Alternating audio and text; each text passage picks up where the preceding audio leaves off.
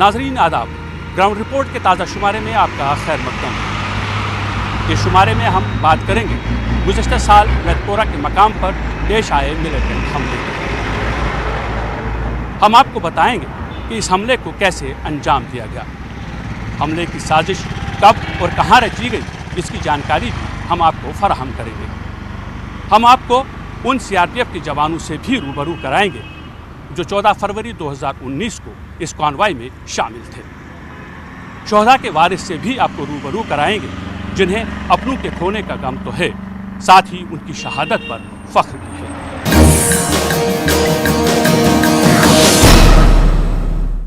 14 फरवरी 2019 को मिलिटेंटों ने लेथपोरा के मुकाम पर सीआरपीएफ के कॉन्वॉय को निशाना बनाया और इस दौरान सीआरपीएफ के 40 एहलकार शहीद हो गए।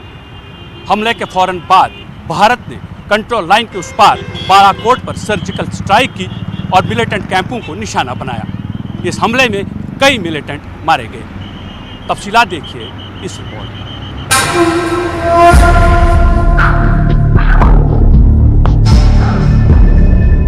14 फरवरी 2019 को जहां दुनिया भर में लोग यौम आशिका मनाने में मसरूफ थे और लोग मोहब्बत का पैगाम दे रहे थे, मगर उसी रोज़ ज़िला पुलवामा के लेथपोरा इलाके में एक ऐसा दिलदोज़ सानहा पेश आया जिससे मुल्क भर में गम व गुस्से की लहर दौड़ गई। श्रीनगर से तकरीबन 25 किलोमीटर दूर पुलवामा के लेथपोरा इलाके में सीआरपीएफ की कॉन्वॉय को खुदकुश बमबार ने निशाना बनाया। इस हमले में 40 सीआरपीएफ एहलकार शहीद हुए। हर घर वालों को ऐसा लगा कि हमारे घर में ही सिलेंडर जैसे फटे हुए हैं, तो जैसे वो भूचाल आया था बिल्कुल वैसे ही महसूस हर घर वालों ने किया था। जब बाहर आए तब इसका पता चला कि क्या हुआ था। तो जब हम बाहर निकले तो बाहर आने के बाद इस कदर पता चला कि यहाँ पे कॉन्वॉय पे अटैक हुआ था। हम इसके पास में हमारे बच्चे भी 2 ज़ख्मी हो गए थे। तो लेकिन शुक्र अल्लाह का कि सारे घर वाले बच गए और फौज ने भी हमारे साथ कोई ज़्यादती नहीं की थी। हम उनका भी शुक्रगुजार है कि उन्होंने इस गांव पे बहुत बड़ा रहम किया था और किसी को पीटा नहीं, किसी को कुछ कहा नहीं। हर घर वालों को उन्होंने हिफाजत किया था जिसका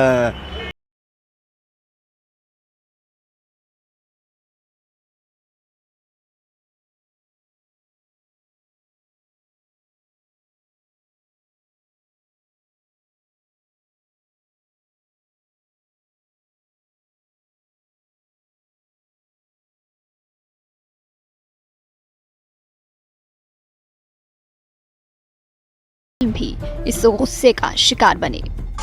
जैश मोहम्मद की तरफ से हमले की जिम्मेदारी कबूल किए जाने के बाद मुल्क में पाकिस्तान को सबक सिखाने के मुतालबे ने जोर पकड़ लिया।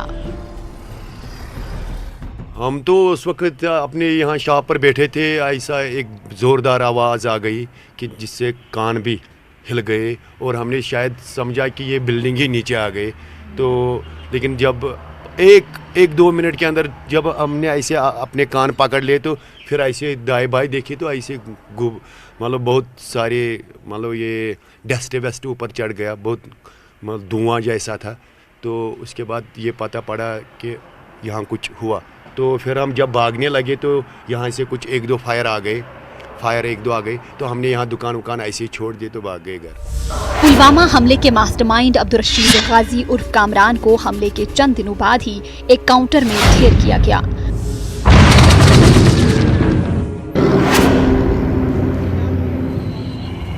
पुलवामा हमले के बाद पिछले 1 साल में कई चीजें बदल गईं।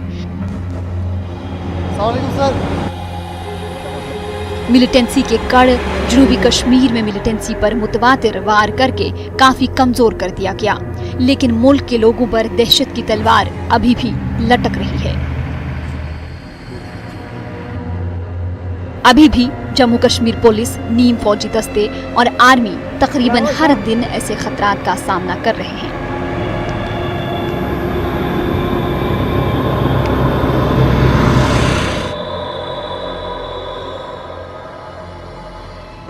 पुलवामा हमले की बरसी पर वज़ीर आज़म नरेंद्र मोदी ने शहीद जवानों को ट्वीट करके खराज अकीदत पेश किया।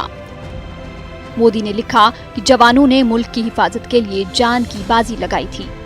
मुल्क उनकी कुर्बानियों को कभी भी फरामोश नहीं कर सकता।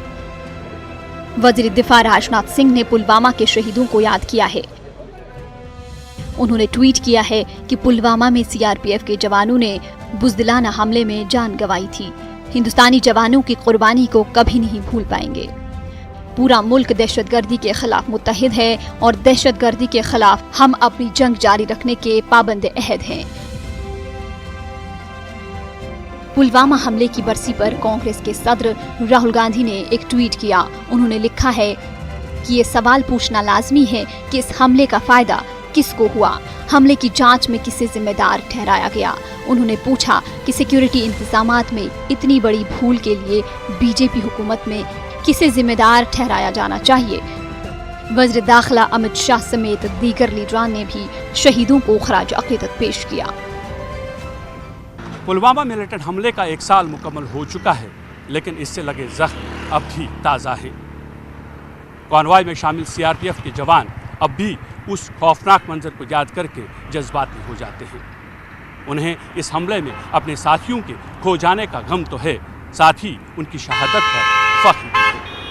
ये रिपोर्ट देखिए।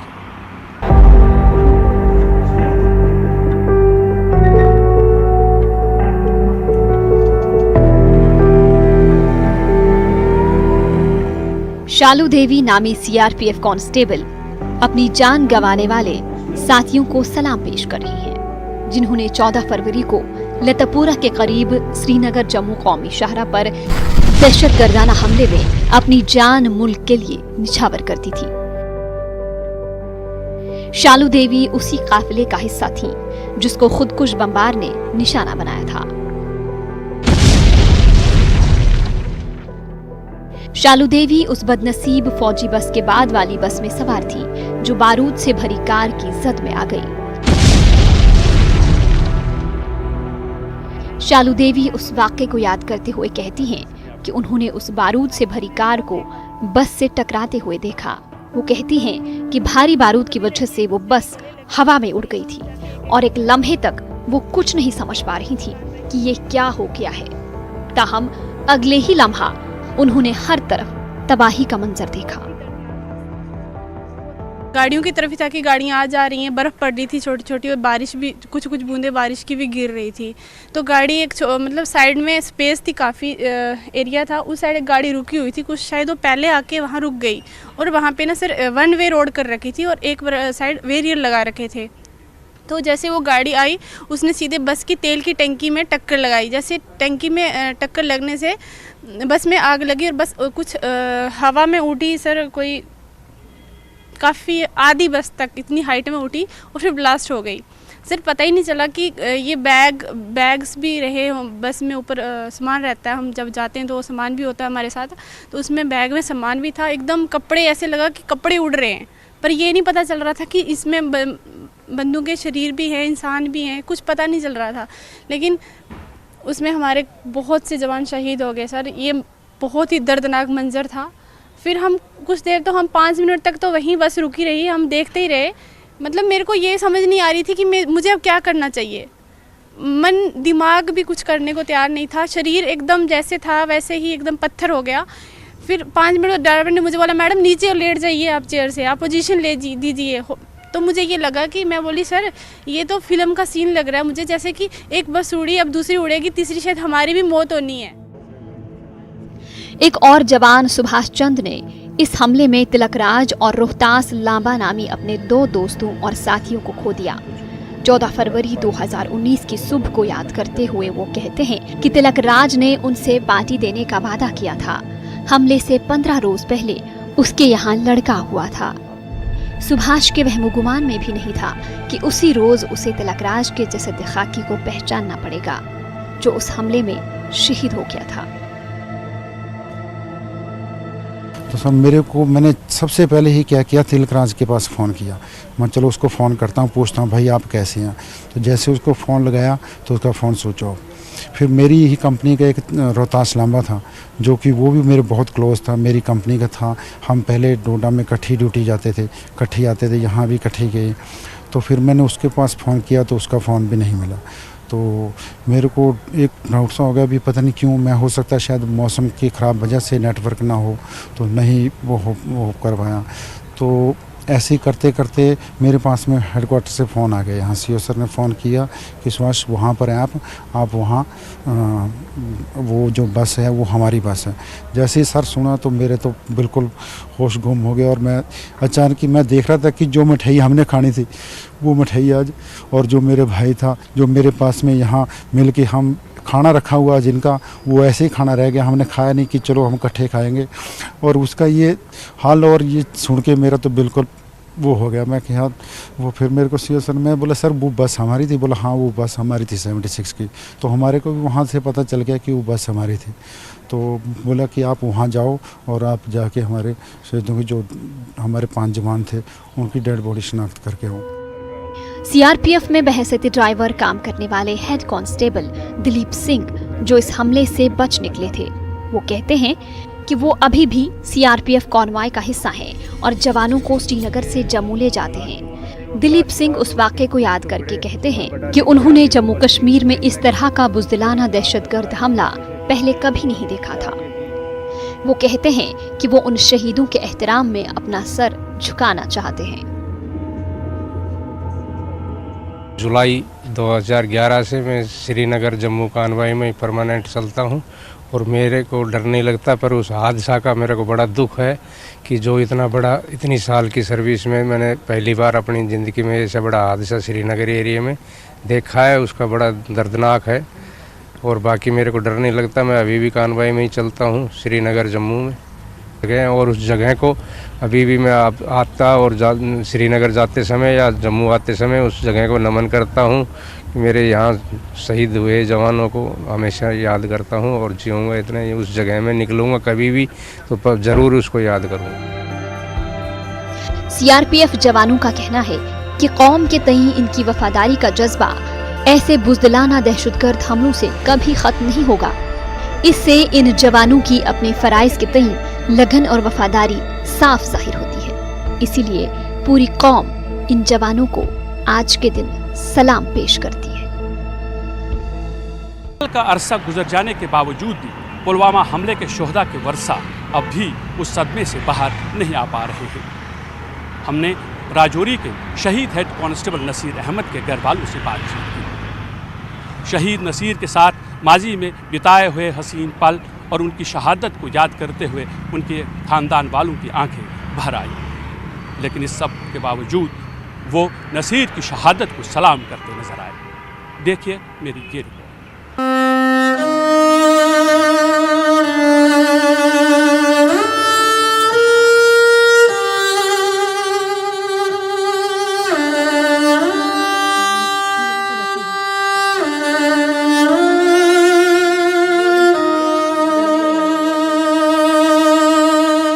अपने शौहर हेड कांस्टेबल नसीर अहमद को याद करते हुए शाजिया के चेहरे से आंसू लगातार टपक रहे थे।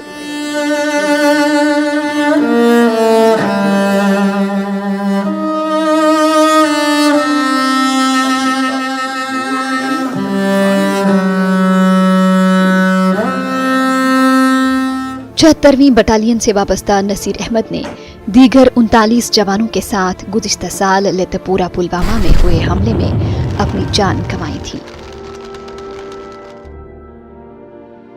नसीर अहमद एक दीगर सीआरपीएफ जवान की ड्यूटी देने श्रीनगर जा रहे थे, जो शादी करने की गर्ज से छुट्टी पर जाने वाला था। ताहम नसीर अहमद ड्यूटी पर नहीं पहुंच सका क्योंकि श्रीनगर पहुंचने से पहले ही वो शहीद हो गया। शाजिया के करीब बैठी उनकी 10 साला बेटी और दीगर अफराद खाना अभी भी गहरे सदमे में हैं। 1 साल का अरसा गुजर चुका है, ताहम शाजिया आज भी अपने आंसुओं पर काबू नहीं पा रही हैं।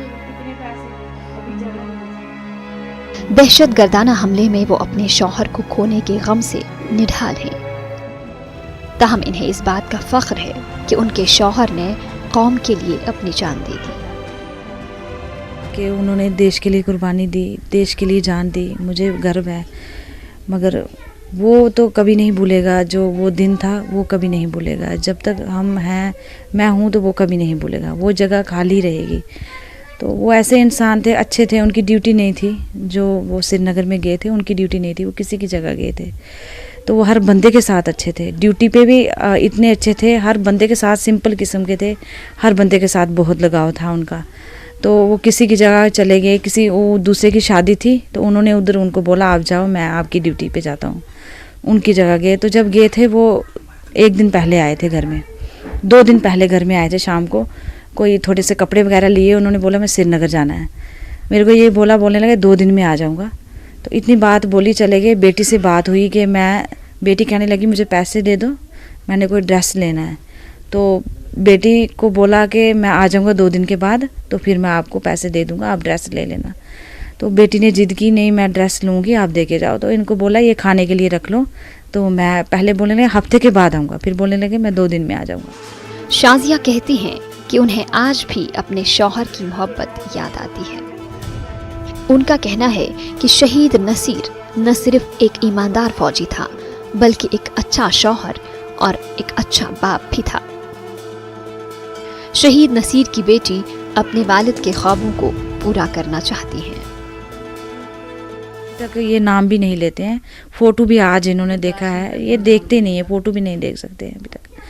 तो इनके साथ उनको बहुत था। जब भी आते थे पापा ये लाना ये लाना ये लाना, तो उनकी ज़िद पूरी करते थे, हर ज़िद पूरी करते थे उनकी बच्चों की। मैं बड़े होके डॉक्टर बनूंगी और पापा का सपना पूरा करूंगी।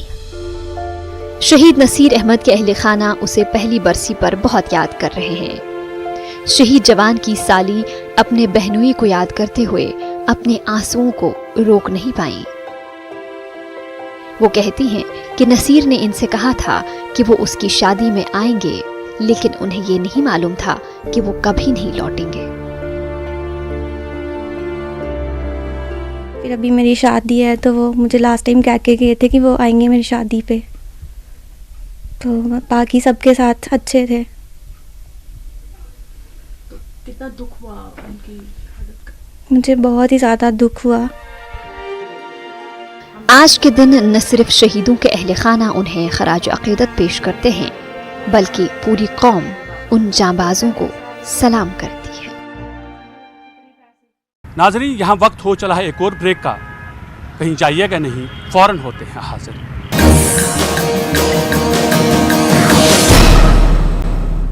हमले के चंद दिनों बाद ही सिक्योरिटी फोर्सेस ने इस हमले के लिए जिम्मेदार मिलिटेंटों को हलाक किया। इसके साथ साथ कॉन्वॉय के लिए सख्त हिफाजती इंतजाम किए गए ताकि मिलिटेंट दोबारा इस तरह की कार्रवाई ना कर सकें। आजकल कॉन्वॉय के लिए किस तरह के हिफाजती बंदोबस्त किए जा रहे हैं, देखिए इस रिपोर्ट में।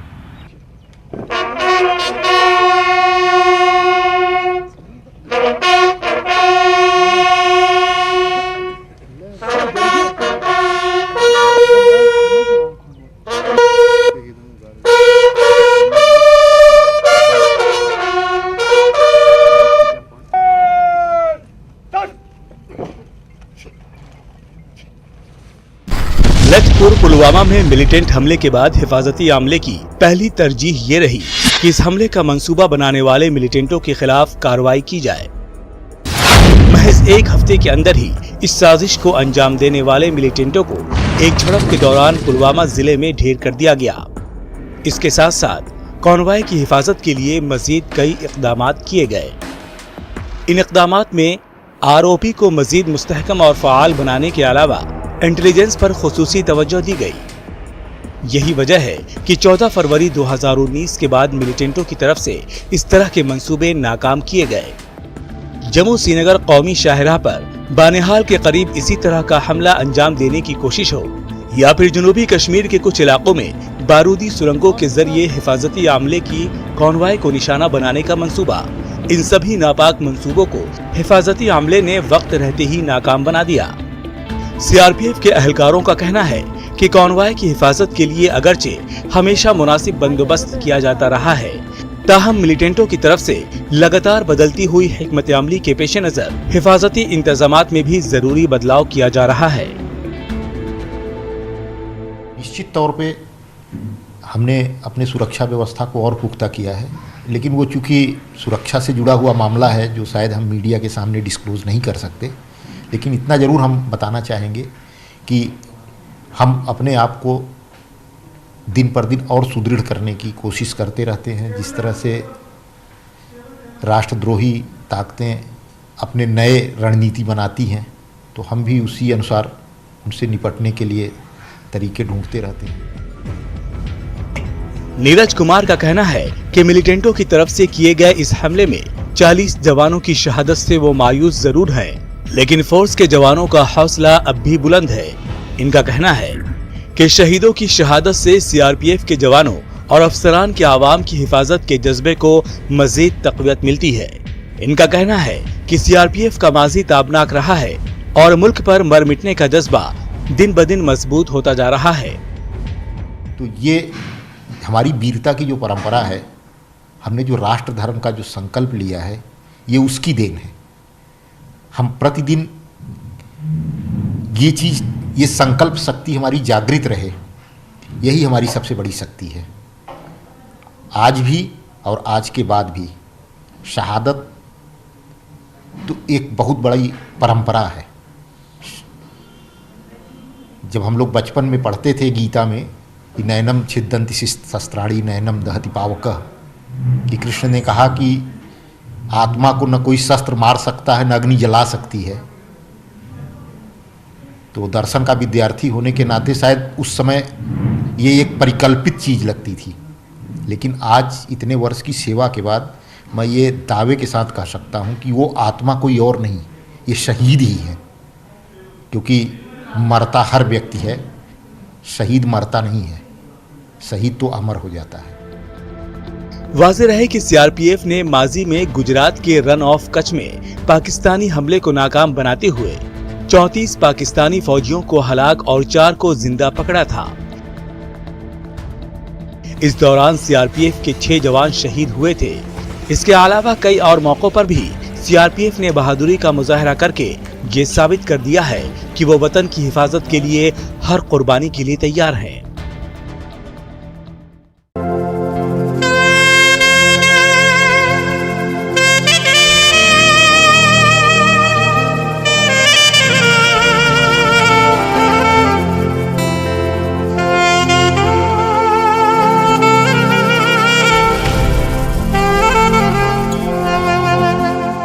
ग्राउंड रिपोर्ट के आज के शुमारे में बस इतना ही।